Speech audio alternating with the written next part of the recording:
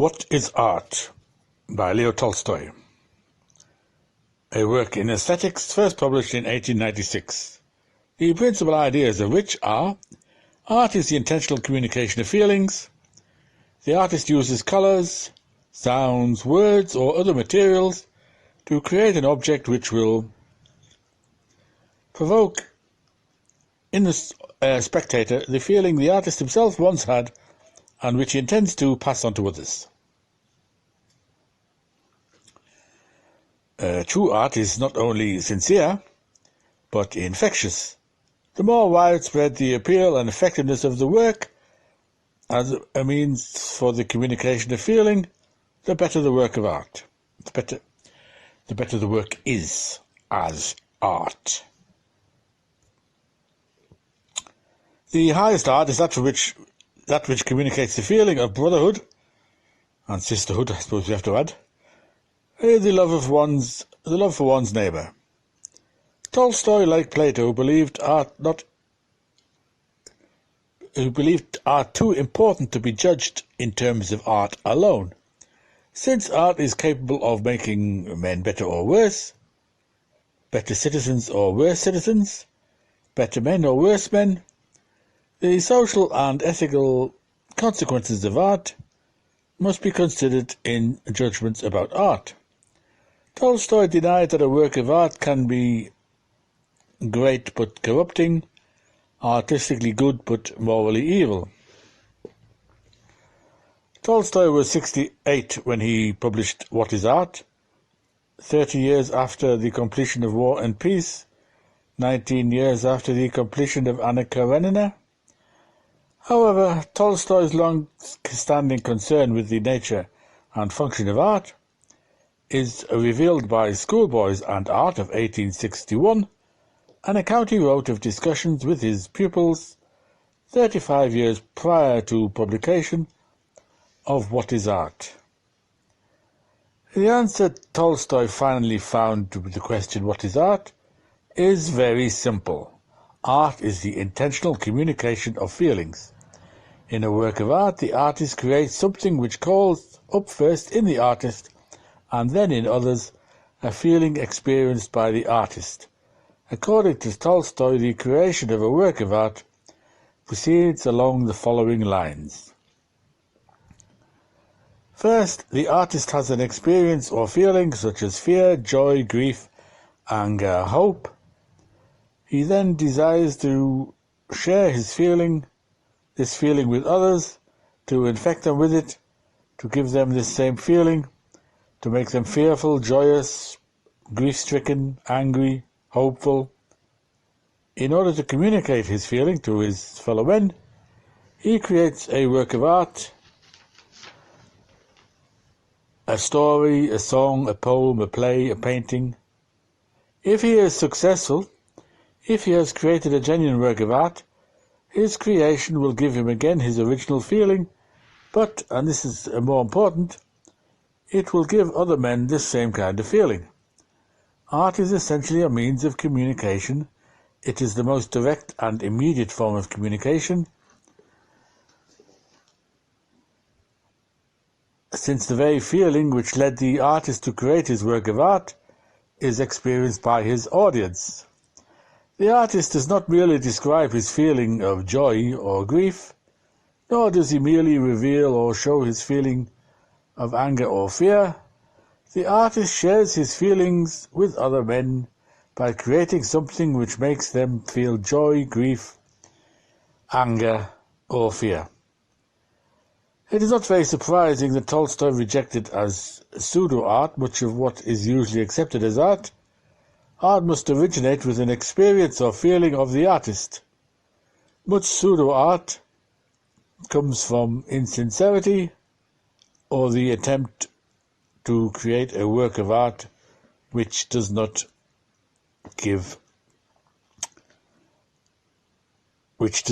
grow from an actual experience or feeling.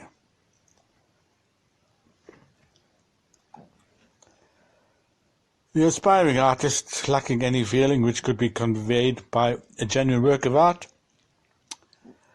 tries to imitate the accepted artists In his effort to achieve recognition, the artist, who has nothing to communicate, tries to give the public what they want by copying the popular fashions or by following the formulas learned in school.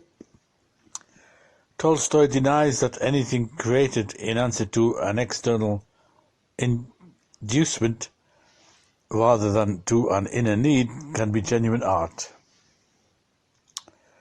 Nevertheless, sincerity, however necessary, is not sufficient. Even if an aspiring artist is sincere, he may fail in his effort to create a work of art. The attempt to communicate the genuine feeling may be ineffective. An artist is judged not by his feelings, but by his creation. Good intentions are not enough. In addition to feeling, a work of art requires adequate form. However, Tolstoy recognizes only one measure of adequate form: infectiousness. A work of art must infect the audience. It must compel the audience to feel what the artist felt. Adequate form requires individuality rather than imitative repetitiveness or repetitiveness.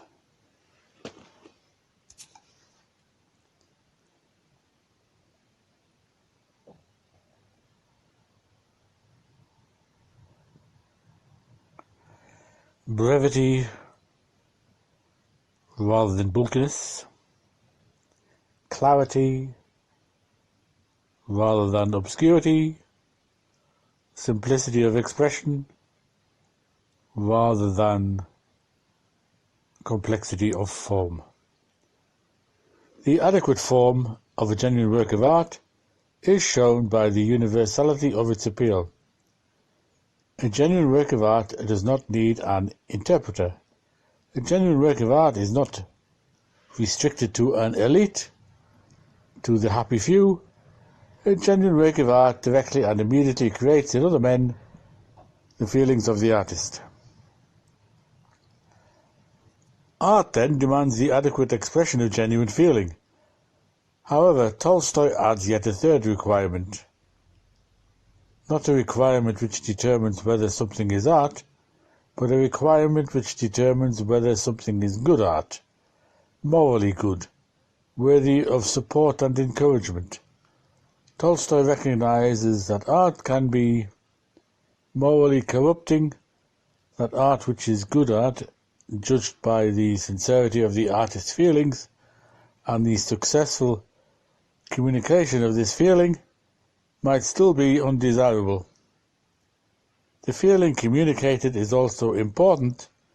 If the feeling or the experience which an artist is communicating is evil, or perverse, or trivial, or silly, it is possible for the work of art to be artistically good but morally bad. Tolstoy says that art demands sacrifices not only from the artist, but also from other men. The artist is a member of society. His efforts must be supported in many ways by his fellow men. The question of what kind of art is worth the sacrifice demanded is a moral question. Tolstoy's answer to this question is clearly a moral answer. The feelings communicated by a work of art are not relevant when we are trying to decide whether it is a work of art, but they are relevant when we are trying to decide whether it is good, whether it is worthy of support and encouragement. Tolstoy rejected Orthodox Christianity. He was excommunicated by the Synod of the Russian Church in 1901, and after his death in 1910 was interred without Christian burial. Tolstoy attacked church Christianity as a corruption of the original teaching of Jesus, the brotherhood of man, the golden rule, the turning of the other cheek, love for all men, including those who hate you, are the essential teachings Tolstoy sees in the New Testament, but not in the Church. There is a very close connection between Tolstoy's views on art and on religion. Art is the handmaiden of religion.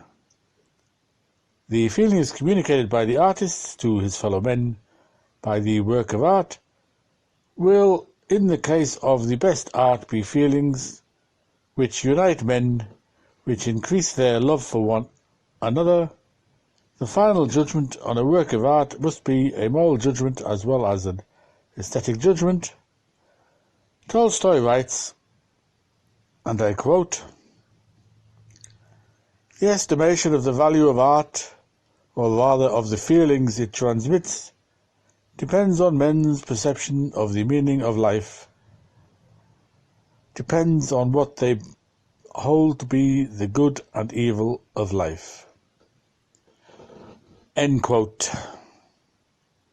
The connection between art and religion, the service art is expected to give religion, the consequences for art of Tolstoy's perception of the meaning of life are clearly stated in the closing paragraphs of What is Art? And I quote, "The task for art is to make that feeling of brotherhood and love of one's neighbour, now attained only by the best members of society, the customary feeling and instinct of all men. By evoking under imaginary conditions the feeling of brotherhood and love, religious art will train men to experience those same feelings under similar circumstances in actual life. It will lay in the souls of men the rails along which the actions of those whom art thus educates will naturally pass, and universal art, by uniting the most different people in one common feeling, by destroying separation, will educate people to union and will show them, not by reason but by life itself, the joy of universal union reaching beyond the bounds set by life." End quote. Tolstoy saw in the art of the Middle Ages an example of true art.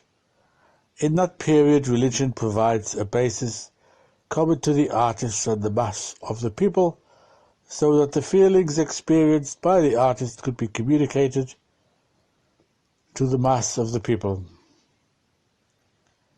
This true art, shared by the whole community, ended when the people were rewarded and directed.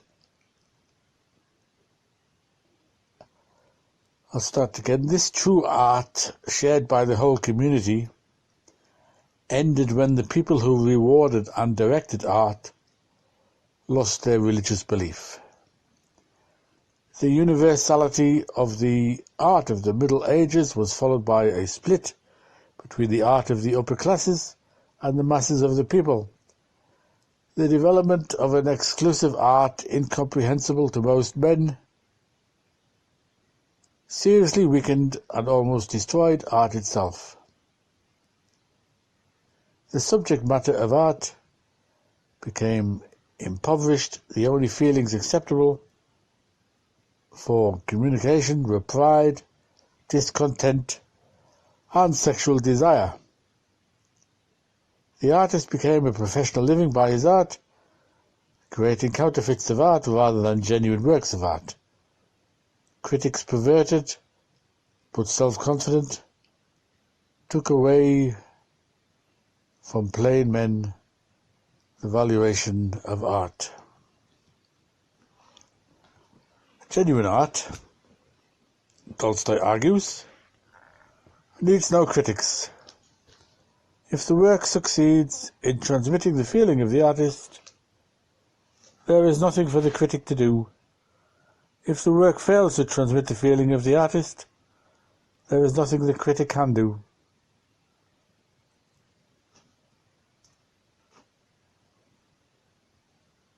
The final perverted and perverting consequence Tolstoy ascribes to the reduction of art to an amusement for the upper classes is the establishment of art schools. Tolstoy, a teacher as well as an artist, denies that the school can evoke feelings in a man or teach him how to manifest his feeling in a way which will transmit his feeling to others. Art schools destroy the capacity to produce real art in those who have the misfortune to enter them. They do something more than train imitators of artists, professionals who produce on demand the counterfeits of art, which amuse the perverted upper classes, provide the critics with an excuse for their activity, and debase the taste of the masses.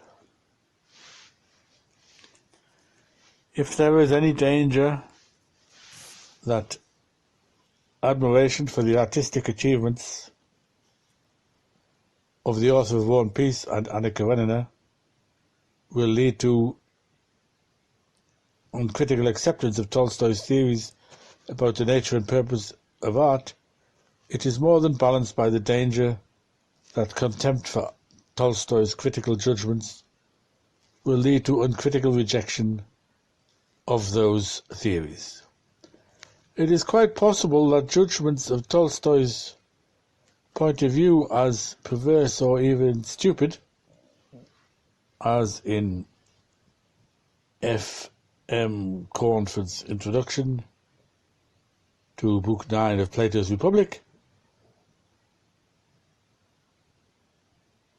are caused by Tolstoy's judgments on particular works of art rather than by his theories as to the nature and purpose of art.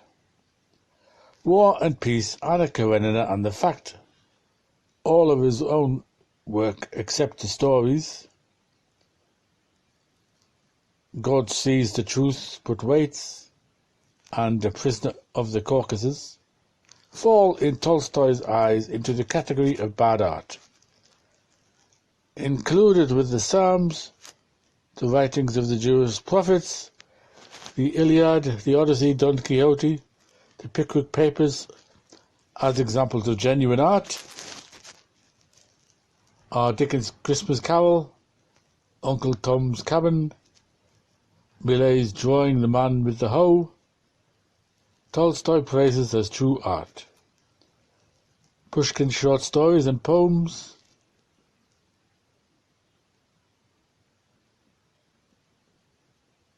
but calls Boris Godunov, and I quote, a cold, brain-spun work produced under the influence of false criticism.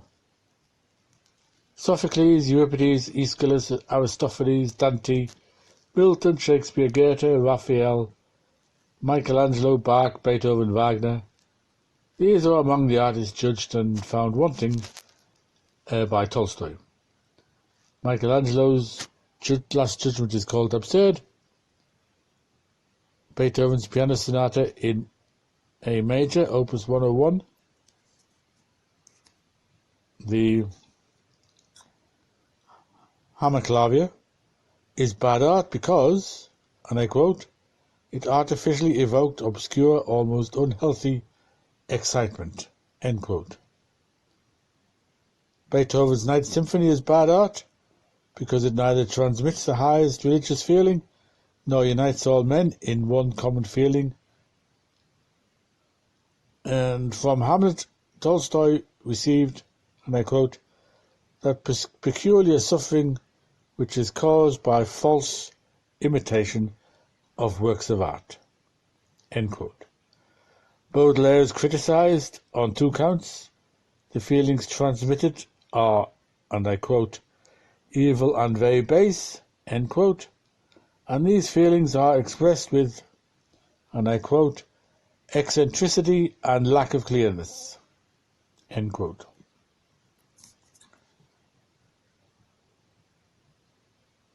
In fact, with, and I quote again, premeditated obscurity. Baudelaire is judged lacking in, and I quote again, naivety, sincerity and simplicity, end quote. But he is overflowing with, and I quote, artificiality, forced originality and self-assurance, end quote. Tolstoy directs his most detailed and extensive criticism in What is Art against Wagner's operas. He describes a performance of Siegfried.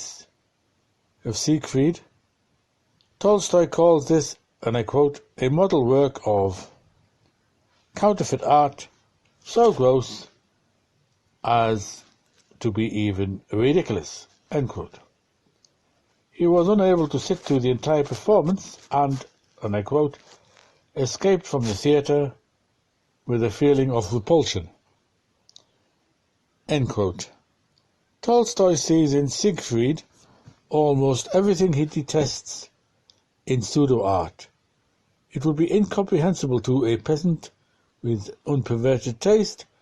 It is accepted because fashionable by the, and I quote, cream of the cultured upper classes, end quote. It retires a great deal of wasted labour. It provides the art critics with an excuse for their activity. It perverts and destroys the capacity to be infected by genuine art. It would be a mistake to judge Tolstoy's views on art by the examples he chooses. Tolstoy himself says that he does not attach great importance to his selections since he believes he is among those whose taste has been perverted by false training. Since the examples appear to be chosen to illustrate or explain Tolstoy's theory, they are less important than the theory itself. Others have agreed that art is the language of emotions, that art expresses or communicates feelings, but the distinctive feature of Tolstoy's theory is his claim that the actual experience is communicated by art. We do not merely recognize that the poem is an expression of grief.